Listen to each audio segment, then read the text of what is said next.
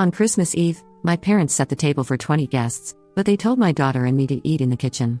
Mom said, "The dining room is for real family only." Dad added, "Some people just don't belong at adult tables." Sister smirked, "Finally someone knows their place." So I took my daughter and left, along with the car keys, credit cards, and house deed they didn't know I controlled. What I discovered afterwards. My name is Natalie, and I'm 34 years old with a 9-year-old daughter named Emma. I've been a single mom since Emma was 3, when her father decided he wasn't ready for the responsibility and disappeared. My parents, Harold and Linda, always seemed disappointed in me for letting him leave, as if I had any control over another adult's choices. Growing up, I was always the responsible one.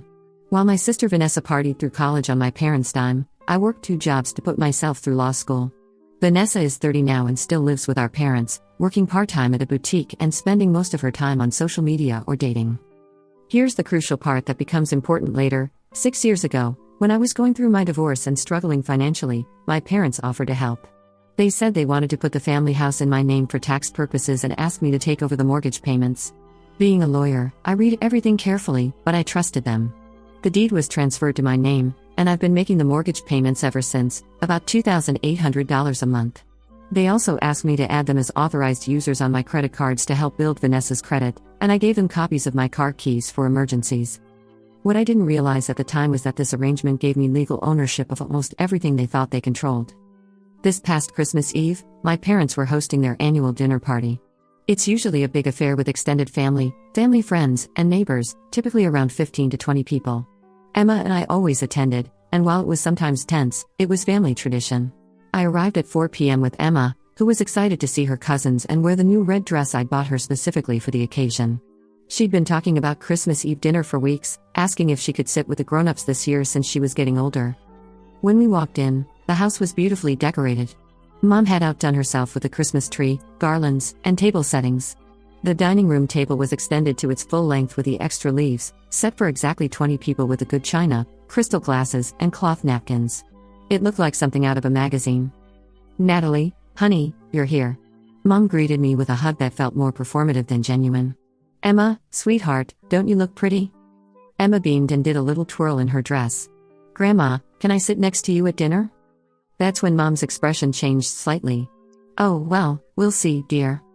I helped in the kitchen for the next hour, making small talk with early arriving guests and keeping Emma entertained.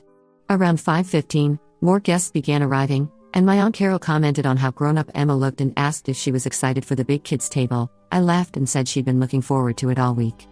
By 6 p.m., most guests had arrived and were gathering in the living room for cocktails. Emma was playing with her cousin Jake, Vanessa's boyfriend's son, when Vanessa pulled me aside. "Natalie, we need to talk," she said, glancing around nervously. "What's up?" "It's about dinner seating." She started, then trailed off as Dad approached. "Girls, good, you're both here," Dad said in his stern voice that I remembered from childhood lectures. "Natalie, we need to discuss the arrangements for tonight."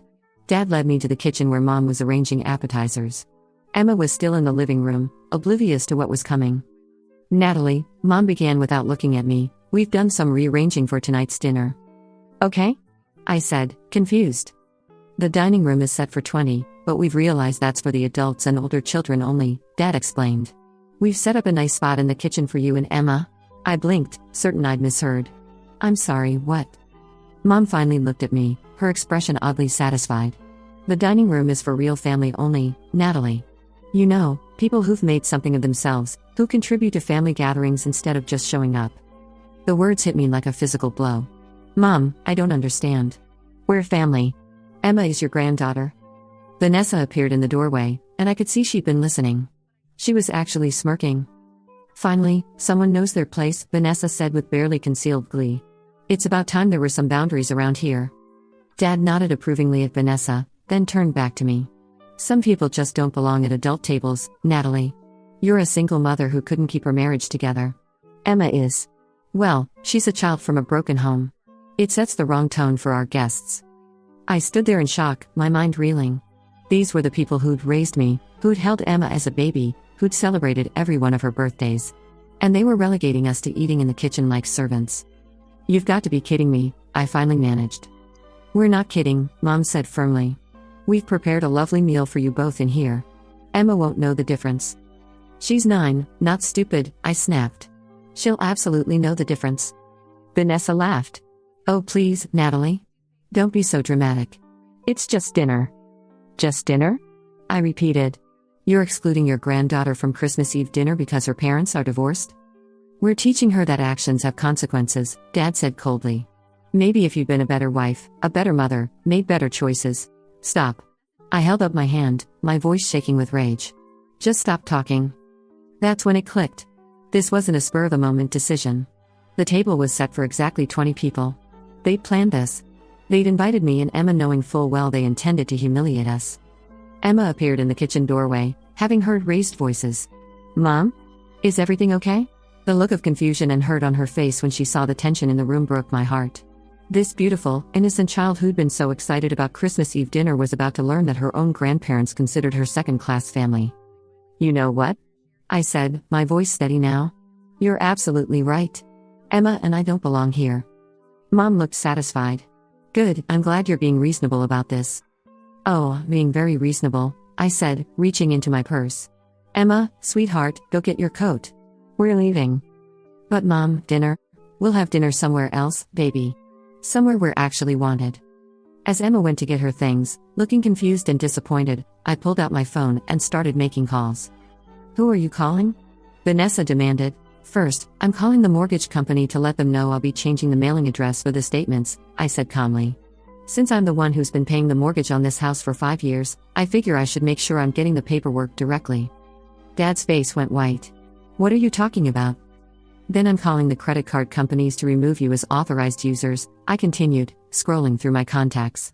This will take a few days to process, but it means no more access to my credit. Mom grabbed my arm. Natalie, you can't. And finally, I said, shaking her off, I'm calling my friend Marcus who works for the locksmith company. Turns out, when you own a house, you can change the locks anytime you want. The color drained from all three of their faces as the implications sank in. You don't own this house, Vanessa said uncertainly. I smiled for the first time all evening. Actually, I do. Have for 5 years now. Turns out when someone transfers a deed to you and you take over mortgage payments, that makes you the legal owner. Funny how that works. Emma came back with her coat, still looking confused. I helped her put it on while my family stood in stunned silence. Natalie, let's talk about this reasonably, Dad started. There's nothing to talk about, I said. You made it very clear that Emma and I don't belong in this family. So we're removing ourselves from the situation.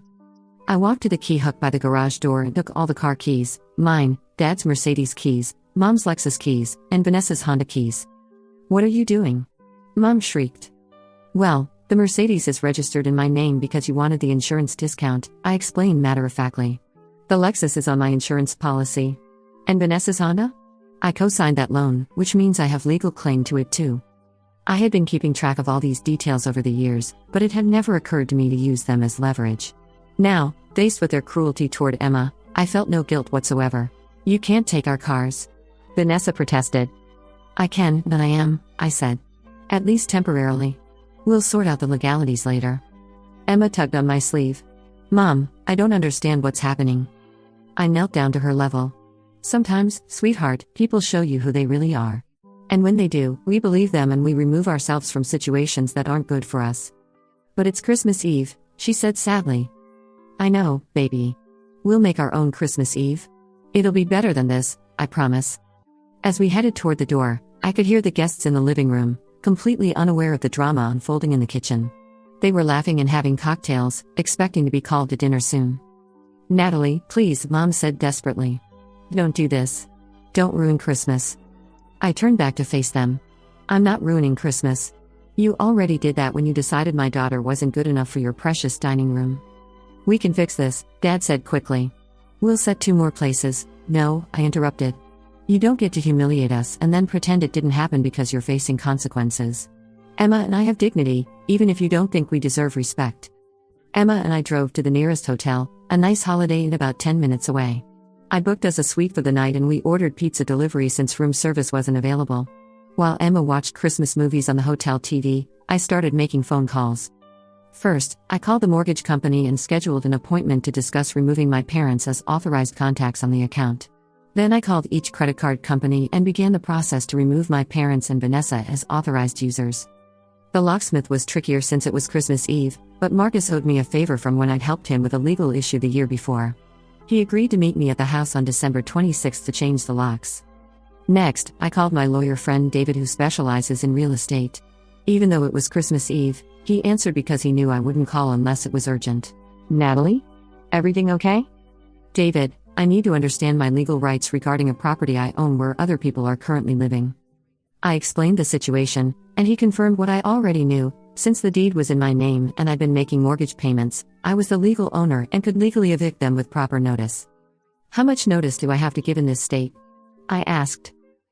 "For month-to-month tenants, 30 days. But Natalie, these are your parents. Are you sure you want to go nuclear?" I looked over at Emma, who was curled up in the hotel bed in her Christmas dress, trying to understand why her grandparents had rejected her. "They humiliated my daughter on Christmas Eve," I said quietly. "They told her she didn't belong at the family table because she's from a broken home." "Yeah, I'm sure." Around 9 p.m., my phone started ringing. First Mom, then Dad, then Vanessa. I let them all go to voicemail.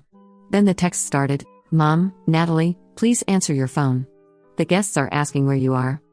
"Dad, this is ridiculous. Come back so we can discuss this like adults." "Vanessa, you're being a dramatic bitch. Just because you can't handle the truth doesn't mean you should ruin everyone's Christmas." That last text from Vanessa sealed it for me. I screenshotted it and saved it to my legal evidence folder. Around 10 p.m., Emma was asleep and I was researching tenant rights when my phone rang again. This time it was my Aunt Carol. "Natalie, honey, what happened? Your parents are telling everyone you had a family emergency and had to leave, but Vanessa looks furious and your mom keeps disappearing to make phone calls." I explained the whole situation to Carol, who was horrified. "They tried to make you eat in the kitchen? On Christmas Eve? That's awful, Natalie." "It gets worse," I said, and told her about the property and credit card situation.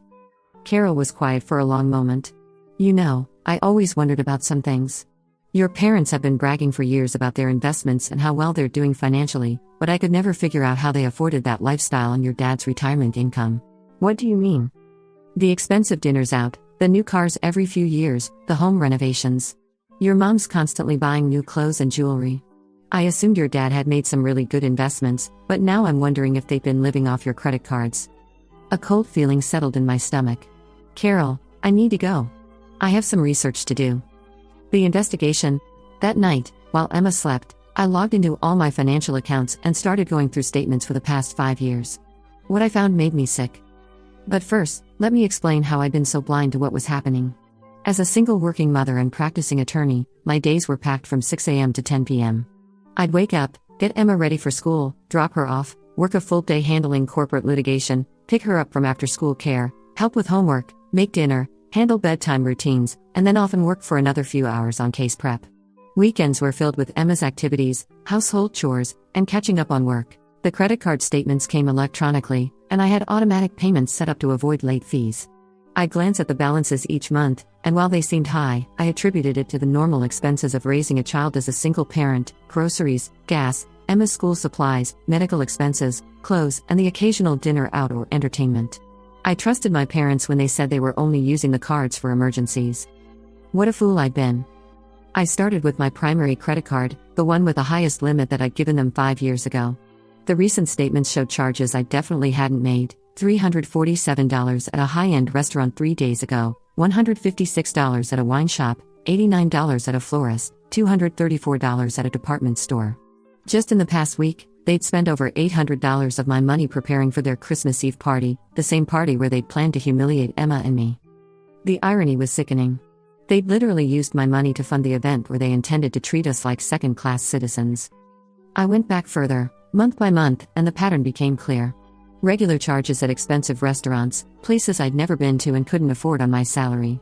Shopping sprees at high-end department stores. A $2,400 charge at a jewelry store in September. Multiple charges at a luxury spa. Hundreds of dollars each month at the grocery store for what must have been gourmet food and expensive wine. They'd been living like wealthy retirees while I worked myself to exhaustion and wondered why I could never seem to get ahead financially. Every month, I'd look at my credit card balances and feel guilty about my spending, thinking I needed to be more disciplined with money. I'd skip buying myself new clothes, avoid eating out, and feel bad about every small purchase I made for Emma. Meanwhile, my parents were charging weekend getaways to luxury bed and breakfasts, expensive home decor items, and premium groceries to my accounts. My parents hadn't just been using my credit cards for emergencies. They'd been living off them. Expensive restaurants, shopping sprees, vacations, home improvements, thousands of dollars every month charged to my accounts. The payments had been automatically deducted from my checking account, and I'd been so busy with work and raising Emma that I hadn't been monitoring the spending closely. The worst part? They'd been telling people they were successful investors and self-made retirees while spending my money. I calculated that over 5 years, they'd spent approximately $180,000 of my money. Money that should have been going into Emma's college fund or our retirement savings. But that wasn't even the worst discovery. I decided to run a credit check on myself to see the full scope of the damage. That's when I found accounts I didn't recognize. 3 different store credit cards and a personal loan, all in my name, all with forged applications where someone had signed my name. They'd been opening credit accounts using my information without my knowledge. I was shaking with rage as I documented everything. Screenshots, account statements, transaction histories, I saved it all. Then I started the process of disputing the fraudulent accounts and filing identity theft reports. By 3 a.m., I had a clear picture. My parents had been committing identity theft and credit fraud for years while I unknowingly enabled them by trusting them with my financial information. Emma woke up disappointed that Santa hadn't found us at the hotel, so after she changed out of her wrinkled Christmas dress into fresh clothes, we drove to a 24-hour diner for breakfast. We made the best of it, but I could see she was still hurt and confused about what had happened. "Mom, why didn't Grandma and Grandpa want us at dinner?" she asked over pancakes. I chose my words carefully. "Sometimes, sweetheart, people we love disappoint us. They make choices that hurt us, and we have to decide how to respond to that. But we're family," she said simply. "Yes, we are. But being family doesn't mean someone gets to treat you badly and you have to accept it." The day after Christmas, Marcus the locksmith met me at my parents' house. I could see cars in the driveway. They were home, probably dealing with the aftermath of Christmas Eve and trying to figure out how to resolve the situation. I had every legal right to change the locks, but I decided to knock first. Dad answered the door, looking haggard. "Natalie, thank God. We need to talk." "We do," I agreed. "But first, I'm changing the locks." "You can't." I held up the deed paperwork I'd retrieved from my home office. "I can and I am. This is my house, Dad. You know it, I know it, and now everyone's going to know it." Mom appeared behind him, her eyes red from crying. "Natalie, please. We can work this out." "Can we?" I asked. Because I spent last night going through my financial records, and I discovered some very interesting things. The look of panic that crossed both their faces told me they knew exactly what I'd found. Marcus finished changing the locks while my parents stood in their own doorway, unable to legally stop him. I handed them each a formal 30-day notice to vacate that David had helped me draft earlier. "You have 30 days to find alternative housing," I said formally. "All credit cards associated with my accounts are being removed from your access. I'll be pursuing legal action for the identity theft and fraud I discovered." Vanessa appeared, looking panicked. "Natalie, you can't throw us out. Where are we supposed to go?" "That's not my problem anymore," I said. "Maybe you can stay with some of that real family you were talking about last night." Over the next week, as I continued investigating the financial damage, I made even more disturbing discoveries. I found out that my parents had been telling their friends and extended family that they were supporting me and Emma financially. They'd positioned themselves as the generous parents helping their struggling single daughter, when the reality was the complete opposite. Aunt Carol called me after talking to other relatives. "Natalie, I've been making some calls, and you need to know what your parents have been telling people." "What do you mean?" "They've been saying that you and Emma live with them because you can't afford your own place. They told your cousin Marie that they pay for Emma's school supplies and clothes because you're irresponsible with money. They told the neighbors that they're supporting you through law school, even though you graduated years ago." I was speechless. Not only had they been stealing from me, but they'd been destroying my reputation to cover their tracks. "There's more," Carol continued. "Your mom told the ladies at her book club that Emma has behavioral problems and that's why she needs special handling at family events. She's been setting up the narrative that you're both charity cases." The manipulation was deeper than I'd ever imagined. They'd been systematically undermining me for years while stealing from me to fund their lifestyle.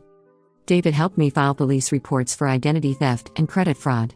The evidence was overwhelming. I had 5 years of documentation showing unauthorized charges, fraudulent accounts opened in my name, and my parents' signatures on applications where they'd forged my information. The bank investigations moved surprisingly quickly.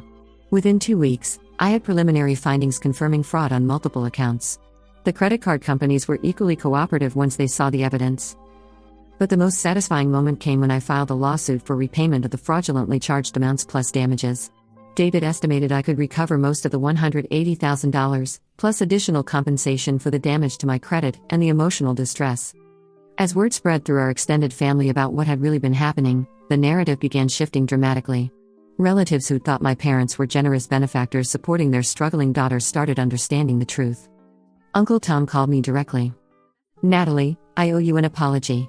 Your father asked me for a loan last month, said he was having cash flow problems because he was supporting you and Emma. I believed him because that's what he's been telling everyone for years." "He asked you for money?" $5,000. Said it was temporary until some investments matured. Now I'm wondering if those investments were ever real, or if they were just your credit cards. More relatives came forward with similar stories. My parents had borrowed money from multiple family members, always with the story that they were cash poor because they were supporting Emma and me. The humiliation of Christmas Eve had been bad enough, but this systematic deception was devastating. They'd been using Emma and me as cover for their financial irresponsibility while simultaneously treating us as second-class family members. Word travels fast in our small community, and within weeks of the eviction notice being served, I started hearing from neighbors and family friends who had pieces of the puzzle I'd been missing. Mrs. Henderson from next door called me one evening, clearly uncomfortable but determined to share what she knew. "Natalie, honey, I hope you don't mind me calling, but I've been thinking about your situation with your parents, and there are some things you should probably know." She went on to explain that my parents had been telling neighbors for years that they were helping me get back on my feet after my divorce. They portrayed themselves as sacrificing their retirement comfort to support their struggling daughter and granddaughter. "Your mother would go on and on about how expensive it was to support you both, but how it was their Christian duty as parents," Mrs. Henderson said. "She made it sound like you were barely functional, like you couldn't manage basic adult responsibilities. Even worse, they'd been soliciting sympathy and sometimes money from neighbors based on these lies. Mr. and Mrs. Garcia from down the street had given them $500 last year, thinking it was to help cover Emma's school expenses. We felt so bad for them," Mrs. Garcia told me when I went to their house to explain what had really been happening. "Your mother said you'd gotten behind on Emma's school fees and they were trying to help quietly so you wouldn't be embarrassed. I had never been behind on any of Emma's expenses. In fact, I'd always paid her school fees months in advance to ensure there were never any issues. My parents had literally taken money from well-meaning neighbors under false pretenses. The depth of their deception was staggering. They hadn't just stolen from me financially, they'd been destroying my reputation in our community for years, positioning themselves as martyrs while painting me as an incompetent burden. 30 days after Christmas, my parents still hadn't found alternative housing. They kept calling and texting, begging for more time, promising to pay me back, insisting that we could work things out as a family. I had the sheriff serve them with final eviction papers. Vanessa called me, crying hysterically. "Natalie, please, we have nowhere to go. Mom and Dad are too old to start over." "They should have thought about that before they decided Emma and I weren't good enough for their dining room," I replied calmly. "That was a mistake. We were stressed about the party and we said things we didn't mean. For 5 years, you've been living off my money while telling people I was a charity case. Christmas Eve wasn't a mistake, it was showing your true feelings. But we're family. Family doesn't steal from each other, Vanessa. Family doesn't humiliate children. Family doesn't commit fraud." On the eviction day, I arrived with a moving truck and several friends to help pack their belongings. It was surreal watching my childhood home being cleared out by people who'd never legally owned it. Mom tried one last guilt trip. "Natalie, you're destroying this family over pride." "No, Mom. You destroyed this family when you decided to steal from me and lie about it for years. You destroyed it when you told my daughter she wasn't good enough for your table. I'm just cleaning up the mess you made." Emma and I moved into the house in February. It felt strange at first, it was the house I'd grown up in, but it felt different now that I knew it was truly ours. Emma was initially sad about the situation with her grandparents, but as time passed and she settled into her new room, which had been my parents' master bedroom, she began to thrive. She loved having her own space, and being closer to her school made everything easier. The best part was redecorating. We painted over my mother's beige walls with bright, cheerful colors. Emma chose purple for her room. I turned Vanessa's old room into a home office. We planted a garden in the backyard and got a dog, something my parents had never allowed. For the first time in years, I felt like I was building something that was truly mine and Emma's. The criminal charges against my parents took almost a year to fully process, but eventually resulted in plea deals. They each received probation and were ordered to pay restitution. The civil lawsuit was more successful. David managed to secure a judgment for $210,000, which included the fraudulent charges plus damages and legal fees. My parents didn't have the money to pay the judgment immediately, but David placed liens on their assets. When they eventually sold my dad's vintage car collection and some jewelry, I recovered about $80,000 of what they owed me. It wasn't everything, but it was something. More importantly, it was validation that what they'd done was legally and morally wrong. The family fractures from that Christmas Eve are still healing. Some relatives have been incredibly supportive once they learned the truth. Aunt Carol, Uncle Tom, and several cousins have gone out of their way to maintain relationships with Emma and me. Others chose to believe my parents' version of events, that I'm a vindictive daughter who destroyed the family over a seating arrangement. These relatives see the financial fraud as a family matter that should have been handled privately. Vanessa, predictably, has positioned herself as the victim in all of this. She moved in with her boyfriend and has been telling people that I stole her childhood home and left her parents homeless. She's blocked me on all social media and refuses to speak to me. Honestly, I'm fine with that. The trash took itself out. First, enabling someone's bad behavior while calling it helping family doesn't actually help anyone. By allowing my parents to use my credit and live in my house without proper boundaries, I enable their financial irresponsibility and fraud. Second, people will show you who they really are when they think they have power over you. My parents' treatment of Emma on Christmas Eve revealed their true feelings about us, feelings they'd been hiding behind a facade of family obligation. Third, sometimes the most loving thing you can do is enforce consequences. My parents needed to face the reality of their choices, and protecting them from those consequences would have only perpetuated the cycle. Most importantly, I learned that you can't sacrifice your dignity and your child's well-being to maintain relationships with people who don't respect you. Family isn't just about blood, it's about love, respect, and mutual support. It's been almost a year since that Christmas Eve, and Emma and I are doing better than ever. She's thriving in school, has made new friends in the neighborhood, and seems more confident and happy than she's been in years.